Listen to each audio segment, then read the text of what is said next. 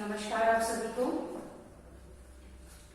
एक बार पुनः आपकी ऑनलाइन कक्षा में आप सभी का स्वागत है। बीए सेकेंड ईयर के स्टूडेंट्स जिनका सेकेंड पेपर क्या है, भारत का भूगोल।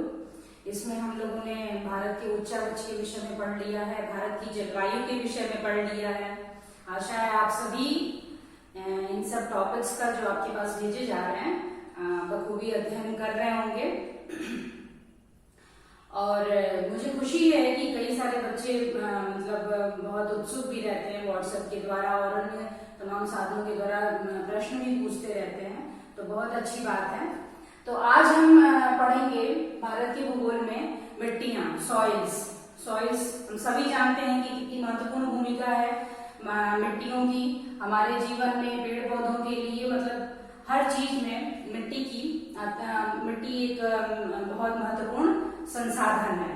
ठीक है, तो भारत में जैसा कि आपने भारत के भौतिक विभाग में पढ़ा कि भारत भौतिक रूप से बिल्कुल विविधता से भरा हुआ है। पर्वत है, पठार है, प्रायद्वीपीय पठार है, मरुस्थलीय क्षेत्र है, फिर मैदानी क्षेत्र है, तटीय मैदान है। तो इतनी सारी विविधता जब भौतिक क्षेत्र में है, इसी तरह जलवायु के संबंध में आपने पढ़ा कि भारत में जलवायुगत कितनी तरह तरह की विभिन्नता पाई जाती है। तापमान कहीं अधिक है, कहीं वर्षा अधिक है, कहीं वर्षा कम है।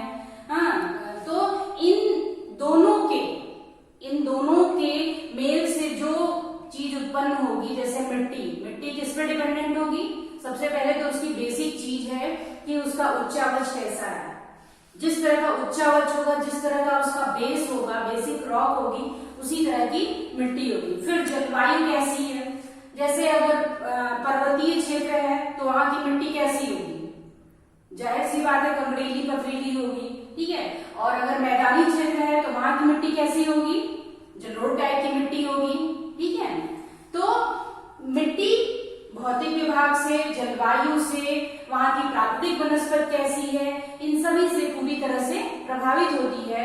तो भारत जो कि एक बहुत बड़ा देश है और पूरी विविधता समेटे हुए है भौतिक रूप से, जलवायुगत रूप से, तो इस कारण मृदा में भी हमको विविधता देखने को मिलती है। अगर आपको कहीं यात्रा करने का मौका मिलेगा तो एक जगह से दूसरी जगह, अभी आप मैदानी क्षेत्र में रह रहे हैं, अभी आप प्रायद्वीपीय क्षेत्र में चले जाएं, या अगर आपको जम्मू कश्मीर या असम वगैरह या अरुणाचल प्रदेश जाने का मौका मिले, या अभी मध्य प्रदेश वगैरह में जाने का मौका मिले, दक्षिण के राज्यों में जाने का मौका मिले, तो आप देखेंगे, बिल्कुल आपको साक्षात दिखेगा कि मृदा में कैसे विविधता उत्पन्न होती है।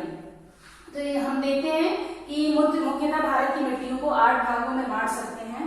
ये विभाजन है, हालांकि क्षेत्र में अलग अलग तरह की मिट्टी पाई जाती है। तो सबसे पहला जो डिवीजन है आप देख रहे हैं, इस तरह से बना हुआ है लाइंस के द्वारा।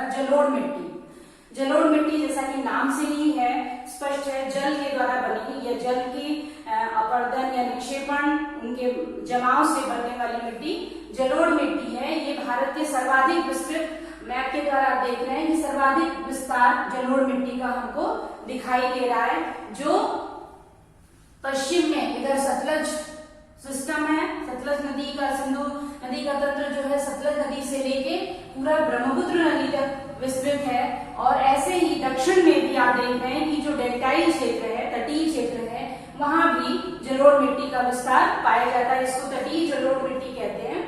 और ये जो है पूरे भारत में लगभग 43.4% क्षेत्र में जलोढ़ मिट्टी का विस्तार है, जिसको अगर हम क्षेत्र वाइज देखें तो 14 लाख किलोमीटर स्क्वायर, 14 लाख वर्ग किलोमीटर क्षेत्र में जलोढ़ मिट्टी पाई जाती है।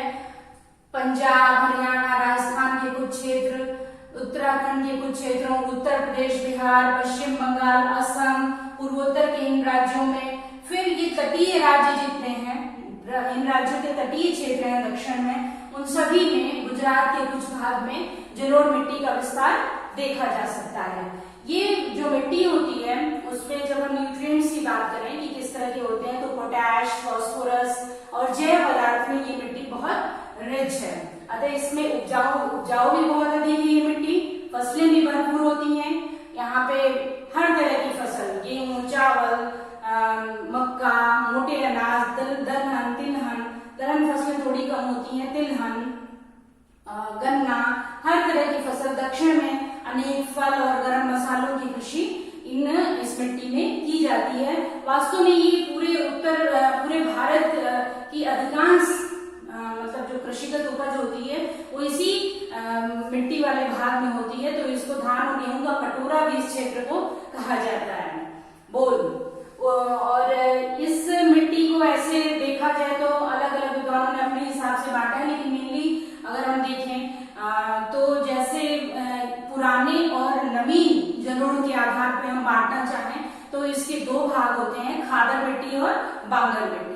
खादर मिट्टी वो होती है जो नवीन जलोढ़ मिट्टी होती है, यानी कि प्रतिवर्ष नदी के बाढ़ का जल जहाँ पे पहुंच जाए और उसपे मिट्टी की नई परत बिछ जाती है, वो खादर होती है। और बांगर वो ऊंचे क्षेत्र होते हैं जो पुराने जलोढ़, जो पहले बाढ़ का पानी पहुंचता था लेकिन अब वो धीरे धीरे करके ऊंचे हो गए और उस क्षेत्र में बाढ़ का पानी नहीं जा पाता है, तो वो क्षेत्र बांगर क्षेत्र कहलाता है। पुरातन जलोढ़ क्षेत्र बांगर और नवीन जलोढ़ क्षेत्र खादर क्षेत्र है।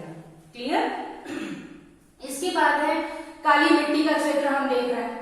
ये जो आपको व्हाइट दिख रहा है पूरा ब्लैक, ये पूरा काली मिट्टी का क्षेत्र है। 15.2% क्षेत्र पे ये पाया जाता है, काली मिट्टी पाई जाती है। काली मिट्टी का जो मेन कारण है आप सभी जानते हैं कि ये दक्कन का ये जो पठार है ये लावा का पठार कहलाता है। प्राचीन काल में बहुत पहले यहाँ पे ज्वालामुखी के उद्गार के फलस्वरूप लावा का पूरा जमाव हो गया था। अब उस लावा के का जो वो है लावा है उसका अब क्षरण हो रहा है, अपक्षय हो रहा है, और उसके कारण टुकड़े टुकड़े में जो महीन होके फिर जिस मृदा का निर्माण हुआ है वो है काली मिट्टी। काले रंग की होती है, धूसर होती है।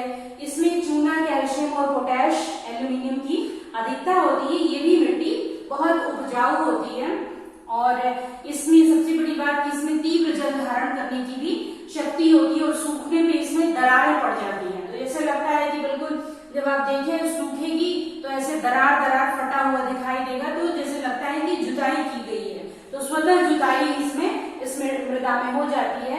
और ये पूरा आप देख रहे हैं कि महाराष्ट्र, मध्य प्रदेश, गुजरात, आंध्र प्रदेश के कुछ पार्ट और कर्नाटक के भी कुछ पार्ट में ये काली मिट्टी का विस्तार पाया जाता है। काली मिट्टी को जो मुख्य फसलें होती हैं उसमें गेहूं है, कपास की फसल इसमें बहुत अच्छी होती है, इसको कपास की काली मिट्टी भी कहते हैं। और कपास की फसल के ही कारण आप जब आगे भारत के उद्योग पढ़ेंगे तो यहाँ पे देखेंगे कि मुंबई महाराष्ट्र और गुजरात का क्षेत्र सूती वस्त्र उद्योग में प्रमुख स्थान रखता है, क्योंकि ये क्षेत्र पूरा कपास की काली मिट्टी के कारण कपास का क्षेत्र है। तो ये है काली मिट्टी। उसके बाद लैटराइट मिट्टी है। लैटराइट मिट्टी आप यहाँ पे देख सकते हैं, ये देख सकते हैं यहाँ पे लैटराइट मिट्टी, इसका अर्थ होता है लेटर से बना है। लेटर मीन्स ईंट, ईंट की तरह कड़ी हो जाती है। जब ये भीगती है तो बिल्कुल सॉफ्ट हो जाती है, इसकी विशेषता ये है। और जब ये सूखती है तो बिल्कुल हार्ड, ईंट की तरह हार्ड हो जाती है। 3.7% क्षेत्र में भारत की पाई जाती है, जो 1.22 लाख वर्ग किलोमीटर क्षेत्र का है। ये अधिकांशतः पठारी क्षेत्र में जहां पे पानी बह जाता है, गिरे और बह जाए, क्योंकि इसका निर्माण जो होता है वो शुष्क और आर्द्र जलवायु जो बारी बारी से है इसमें होता है, और जिसमें पानी अचानक तीव्रता से बहने के कारण उसके साथ जो मिट्टी में सिलिका होता है, सिलिका के प्रक्षालन हो जाता है, सिलिका उसमें से बह जाती है। तो जिस कारण ये मिट्टी थोड़ी कम उपजाऊ भी होती है। सिंचाई करके या इसमें और न्यूट्रिएंट्स का प्रयोग करके इसमें फसलों को उपजाया जाता है। लैटराइट मिट्टी का क्षेत्र इधर का ये दक्षिण का ये प्रायद्वीपीय पठार का क्षेत्र, छोटा नागपुर का पठार, फिर ये दक्षिण में भी काली मिट्टी का क्षेत्र है। मेघालय के पठार पे भी पठारी भाग में लैटराइट मिट्टी पाई जाती है। पर्वतीय मिट्टियां जैसा कि नाम से भी स्पष्ट है, पर्वतीय क्षेत्र की मिट्टियां, ठीक है। लगभग 3000 मीटर तक की ऊंचाई के क्षेत्र में पर्वतीय मिट्टियां पाई जाती हैं। ये मिट्टियां अभी बिल्कुल बनने की अवस्था में हैं, अपरिपक्व हैं, और इसमें से ये मिट्टियां कंकड़ीली, पथरीली इस टाइप की होती हैं, बहुत अधिक उपजाऊ नहीं होती हैं। और इसमें वही फ्रूट्स की जो फल होते हैं उनकी कृषि या कुछ ऐसे मोटे अनाज, लोकल अनाज की कृषि की जाती है।